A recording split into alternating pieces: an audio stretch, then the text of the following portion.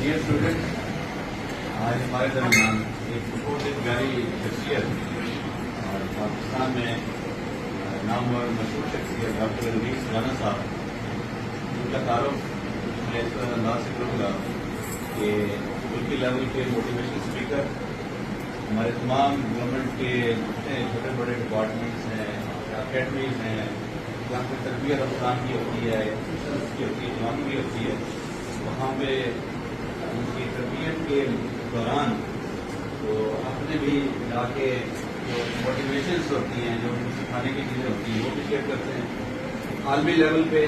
تو ماشاء اللہ ان کے پاس جو ان کا ایک ریسرچ ورک ہے پانی کے اوپر ہے، پورے ملک میں یہ بھی خدمات دی جا رہی ہیں۔ گورنمنٹ آف پاکستان بھی ان کی خدمات لے چکی ہیں پیور ڈرنکنگ واٹر کے اوپر، اور بھی ماشاء اللہ کچھ چیزوں کا جو مجھے نہیں پتا سنتے رہتے ہیں ان کے بارے میں، تو پورے ملک میں خدمات دے رہے ہیں۔ فیصلہ آباد میں جب بھی ان کا ٹور ہوتا ہے تو میں نے ایک ریکویسٹ کی ہوئی ہے سر سے کہ جب بھی ہیں پلیز 10-15 منٹ، آدھا گھنٹہ ہمیں بھی ہمارے بچوں کو بھی دے دیا کریں۔ ڈیفینیٹلی جس وجہ سے لرننگ اسٹیج آپ لوگ یہاں سیکھنے آتے ہیں تو سر سے بھی انشاءاللہ قیمتی جو ہے موتی آپ آج لیں گے۔ وجہ سے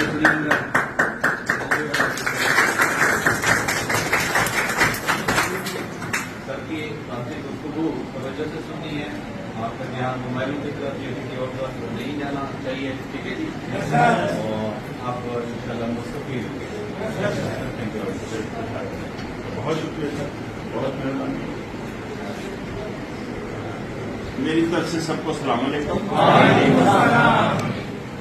دیکھیے جی، جیسا کہ سر نے آپ کے سر نے بتایا، کنٹری لیول پر مجھے اللہ نے موقع دیا ہوا ہے۔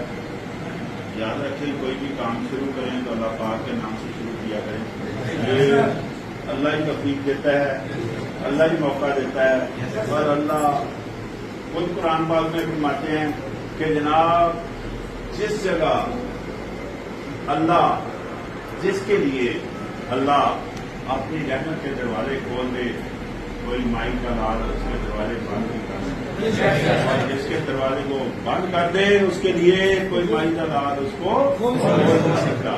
تو اللہ نے اپنی رحمت کے دروازے کھولے ہوئے ہیں، اور ہم یہ محسوس کرتے ہیں کہ اللہ ہی توفیق دیتا ہے، ٹھیک ہے؟ تو جب بھی آپ نے آج کے بعد کام شروع کرنا ہے تو اللہ کے نام سے شروع کرنا ہے، اللہ کا ذکر کر کے نا پھر کوئی کام شروع کرنا ہے، کیونکہ اللہ نے ہمیں بنایا، اور انسان کو اللہ نے بنایا خوب سے خوب کر، سب سے خوبصورت بنایا ہے اللہ پاک نے انسان کو، اور کائنات کی جتنی مخلوق ہے ان سب پر اللہ پاک نے انسان کو کمانڈ دی ہوئی ہے، یعنی انسان سب پر بھاری ہے، سب پر کمانڈ کر رہا ہے۔ تو اتنا بڑا افضل، اتنا اچھا انسان بنایا، اور انسان کے بارے میں اللہ پاک فرما رہے ہیں کہ میں نے پاک پیدا کیا ہر انسان کو، اور اگر اللہ نے پاک پیدا کیا ہر انسان کو، اور سب کا پیدا ہونے کا طریقہ کار بھی ایک ہے، تو میرا آپ سے ایک چھوٹا سا سوال ہے کہ یہ پھر ساری خرابیاں انسان کے اندر کہاں سے آ جاتی ہیں؟ ساری خرابیاں جو ہیں انسان کے اندر کہاں سے آ جاتی ہیں؟ اللہ نے تو انسان کو پاک پیدا کیا ہے، ہر انسان کو پاک پیدا کیا ہے، ہر انسان کو اللہ نے پاک پیدا کیا ہے، اور ہر انسان کا پیدا ہونے کا طریقہ سب کا ایک جیسا نہیں ہے، امیر ہو، غریب ہو، فقیر ہو، بادشاہ ہو، سب کا پیدا ہونے کا طریقہ سب کا ایک جیسا نہیں۔ تو پھر یہ خرابیاں کہاں سے آتی ہیں؟ انسان کے اندر خرابیاں کہاں سے آتی ہیں؟ یہ ماحول سے آتی ہیں۔ یہ کہاں سے آتی ہیں؟ ماحول سے، یعنی باہر سے بچہ پیدا ہوتا ہے تو پاک صاف ہوتا ہے، یہ ساری خرابیاں ہم انٹیک کرتے ہیں ماحول سے۔ ماحول کہاں سے آتا ہے؟ ماحول ہم بناتے ہیں، ہم اس کے ذمہ دار ہیں۔ ہم کیسے ماحول بناتے ہیں؟ ہم کیسے ذمہ دار ہیں؟ میں بتاتا ہوں کیسے بناتے ہیں۔ ہم اس طرح بناتے ہیں، ہم اپنی زبان سے ماحول بناتے ہیں، زبان سے ماحول بناتے ہیں، ہم اپنے لب و لہجے سے ماحول بناتے ہیں، ہم اپنے رویے سے ماحول بناتے ہیں۔ اگر ہماری گفتگو مناسب ہو، ہمارا رویہ مناسب ہو، ہمارا لب و لہجہ مناسب ہو تو ماحول اچھا بنے گا کہ نہیں؟ تو آج کے بعد آپ نے سوچ سمجھ کر گفتگو کرنی ہے، سوچ سمجھ کر گفتگو کرنی ہے، اور الفاظ کا چناؤ انتہائی مناسب کرنا ہے، الفاظ کا چناؤ مناسب کرنا ہے۔ ہم الفاظ کا چناؤ مناسب نہیں کرتے، ہمارا لب و لہجہ ٹھیک نہیں ہوتا اور ہمارا رویہ ٹھیک نہیں ہوتا، اور بڑا آسانی سے ہم کہہ دیتے ہیں کہ ماحول ٹھیک ہے۔ ماحول تو ہم بنا رہے ہیں اپنے رویے سے، اپنے لب و لہجے سے اور اپنی زبان سے۔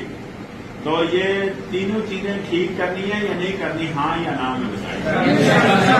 یہ تین چیزیں ہیں جو ہماری وجہ سے، دیکھیں جی باہر کا ماحول کہاں سے آئے گا؟ ماحول پہ ہم ڈیولپ کرتے ہیں۔ اگر سوچا جائے جو پہلا ماحول ہے جس سے انسان کا واسطہ پڑتا ہے، بتایا میں نے کہ اللہ پاک نے فرمایا کہ انسان کو پاک پیدا کیا ہے، تو جب پاک انسان کا پہلے ماحول سے واسطہ پڑتا ہے تو وہ ماحول پہلا کون سا ہوتا ہے؟ ماں کی گود۔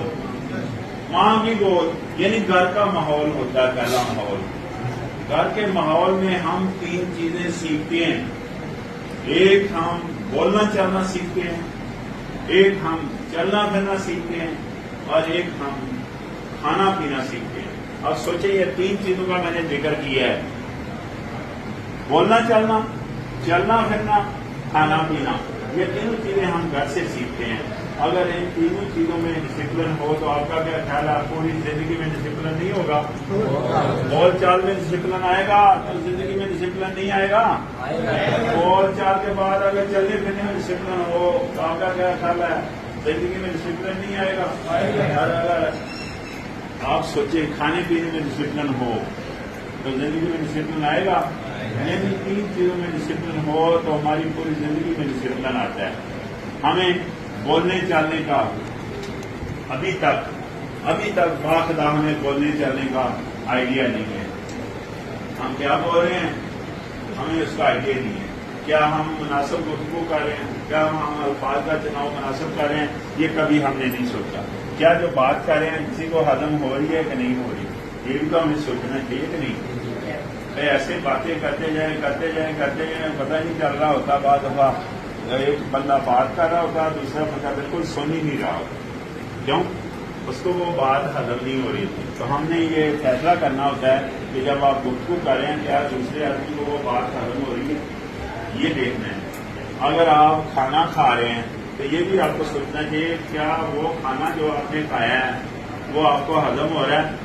اگر ہضم نہیں ہو رہا تو نقصان دہ ہے نا، نہیں نقصان دہ۔ یہ تو بڑے آسانی سے لوگ کہتے ہیں جی لقمہ حلال کا لقمہ کھانا چاہیے، یہ بڑا آسانی سے کرتے ہیں۔ لیکن میں آپ کو بتاؤں تو بعض دفعہ ہارڈ ہوتا ہے خوراک، بعض ایسی خوراک ہوتی ہے سخت ہوتی ہے تو وہ بھی ہضم نہیں ہوتی آسانی سے انسانی جسم سے۔ اسی طرح چلنا پھرنا ہے تو اس کے بارے میں ہمیں سوچنا چاہیے کس کے ساتھ چلنا پھرنا، سوچنا چاہیے کہ نہیں؟ اگر آپ سوچ سمجھ کر مناسب کھائیں گے، مناسب بولیں گے اور مناسب چلنا پھرنا سیکھیں گے تو ڈیفینیٹ آپ کو لائف میں ڈسپلن نظر آئے گا۔ لیکن ہم نے کیا کیا ہوا ہے؟ ہم نے تو ان چیزوں کو سیکھا ہی نہیں ہے، ان چیزوں کو نہیں سیکھا۔ ہم نے ڈائریکٹ ایک چیز سیکھی ہے جس کی بالکل ضرورت نہیں ہے۔ وہ کیا چیز سیکھی ہے؟ وہ ہے تنقید کرنا سیکھا ہے، دوسروں پر تنقید کرنا سیکھا ہے۔ دیکھیں میری 60 سال کے قریب عمر ہے، میں نے تنقید سے اصلاح ہوتے نہیں دیکھی، حالانکہ تنقید سے تو اصلاح ہوتی ہے، تنقید سے کہیں اصلاح ہوتے نہیں دیکھی۔ الٹا کیا ہوتا ہے؟ تنقید سے بدمزگی، مادریشن، انتشار پیدا ہوتا ہے معاشرے میں، اور بعض دفعہ لڑائی ہو جاتی ہے، بعض دفعہ انتشار اتنا پیدا ہوتا ہے کہ شر کی طرف چلے جاتے ہیں، بعض دفعہ ہم کفر کی طرف چلے جاتے ہیں، اتنی تنقید کرتے ہیں۔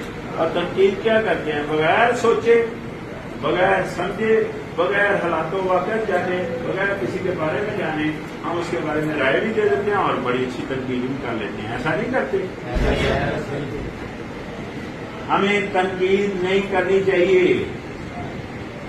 لیکن ہم تنقید کرتے ہیں دوسروں پر، اور اس سے قطعی طور پر صلاح ہوتے میں نے نہیں دیکھی. میں نے کتابیں پڑھ کر کسی کہانیاں تو نہیں سنانے آیا نا آپ کو. میں نے تو وہ چیز بتا رہا ہوں میں جو آپ نے بیٹر ایکسپیرینس ہے. میں نے نہیں دیکھی کہیں تنقید سے صلاح ہوتے. تنقید سے شر بدمزگی اور بادرشن اور انتشار پھیلتے دیکھ کر. تو یار ان چیزوں سے جان چھڑائیں. ویسے بھی دوسروں پر تنقید کرنے سے ہمیں کیا حاصل ہوتا ہے؟ ہم یہی چاہ رہے ہیں نا کہ ان کی اصلاح ہو جائے. تو ہم اپنی اصلاح کیوں نہیں کرنا چاہ رہے؟ اپنا پیج کیوں نہیں کھولنا چاہ رہے؟ اپنا صفحہ کیوں نہیں پڑھنا چاہ رہے؟ ہم دوسروں کی اصلاح کرنا چاہ رہے ہیں, ہم اپنی اصلاح کیوں نہیں کرنا چاہ رہے؟ اگر ہماری اصلاح ہو اگر تو پورے معاشرے کی اصلاح ہوتی ہے.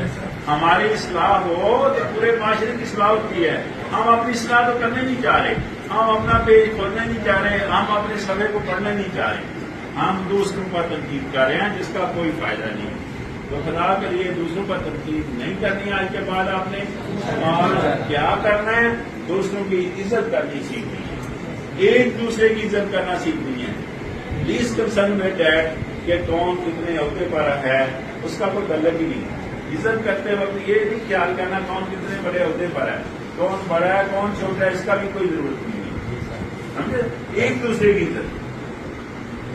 یار سب لوگ عزت کے حقدار ہیں, سب کی عزت کرنی ہے. میں کہتا ہوں میری آپ عزت کریں, میرا احترام کریں. آپ نہیں چاہتے آپ کی عزت ہو, آپ کا احترام ہو, تو ہر آدمی چاہتا ہے ہر آدمی کی عزت کریں. اس میں عہدے کا عمر کا کہاں تصور ہے؟ کوئی عہدے کا تصور نہیں, کوئی عمر کا تصور نہیں. ہر بندہ عزت کا خواہش مند ہے, ہر بندہ چاہتا ہے میری عزت ہو, اور ہر بندے کی ہمیں عزت کرنی چاہیے کہ نہیں؟ اور آج کے بعد ہم نے عزت کرنا سیکھنی ہے, ایک دوسرے کی عزت کرنا. اور اس سے آگے اگر بڑھے تھوڑا سا تو ہم نے داد دینا سیکھنی ہے. داد دینا, دوسروں کو داد دینا سیکھنا ہے. یہ بھی ہمیں نہیں آتا. حالانکہ کوئی اچھا کام کرے گا تو اس کے حق میں چند الفاظ بولنے پڑتے ہیں. ایسے ہی ہے, وہ اچھا کام کرے تو دوسرے اس کے ہاتھ میں چند الفاظ بولتے, اس کو اپریشیٹ کرتے, اس کو داد دینے کے لیے نہ تو بہت بڑی رقم چاہیے, دولت نہیں چاہیے, اس کے لیے بہت بڑا عہدہ بھی نہیں چاہیے. داد دینے کے لیے بہت بڑی تعلیم بھی نہیں چاہیے. داد تو چند الفاظ بولے جا سکتے ہیں اس کے حق میں, ہے نا. اور اگر اتنے کنجوس ہیں آپ لوگ, چند الفاظ بھی کسی کے حق میں نہیں بول سکتے, تو داد تو تالیاں میں جا کر بھی دی جا سکتی ہے کہ نہیں دی جا سکتی؟ ہم سوچیں کہاں کھڑے ہیں. ہم اس لیول پر گرافیکلی گر چکے ہیں کہ ہم کسی کو تالیاں بجا کر بھی داد نہیں دینا چاہتے. نہ ہمارا جسم مانتا ہے داد دینے کے لیے, نہ ذہن مانتا ہے. تو آج کے بعد کوئی آدمی اچھی گفتگو کرے یا اچھی بات کرے یا اچھا کام کرے تو اس کو داد دیں. داد دینے سے فائدہ بہت ہوتا ہے. جس طرح تنقید کرنے سے نقصان بہت ہوتا ہے نا, اس طرح داد دینے سے فائدہ بہت ہوتا ہے.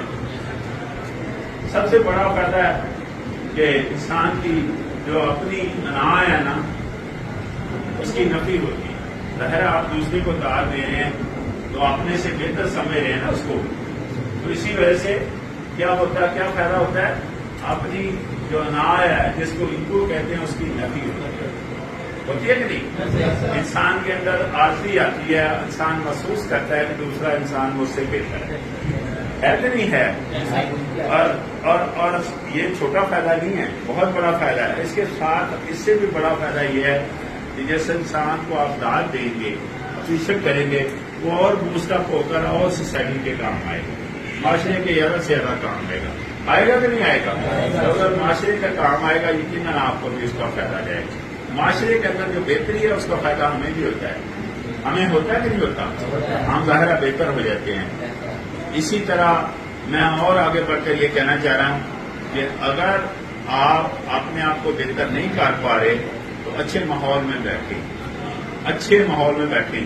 دیکھیں جتنے بھی دانشور ہیں وہ کہتے ہیں کہ اچھے لوگوں کے ساتھ بیٹھیں, برے لوگوں سے اوائڈ کیا جائے. یہ کہاں لکھا ہوا ہے؟ یہ بھی قرآن پاک میں لکھا ہوا ہے. یہ سورۃ فاتحہ ہر نماز میں ہم پڑھتے ہیں, اس کی آخری 2 لائنیں کھول کر دیکھیں, اس پر لکھا ہوا ہے اللہ مجھے ایسے لوگوں میں رکھ جو صراط مستقیم پر، صراط مستقیم سے کیا مراد ہے؟ سیدھے راستے پر